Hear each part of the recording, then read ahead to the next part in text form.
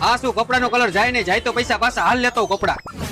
હે ભાઈ તમારી દુકાનની બહાર ઓલું પોસ્ટર મારેલું રહ્યું કપડાના કલરનું, સાચી વાત છે? અરે ભાઈ હાવ સાચી વાત જ છે, તમે બરોબર દુકાનમાં જ આવ્યા હો. નો હોય. બોલો કેટલા જોડી કપડા કાઢી દઉં? લેવાની છે એક જોડી, પણ આવડા કપડાના કલરમાં ગેરંટી આપે ને એટલે 5 જોડી લઈ લઉં.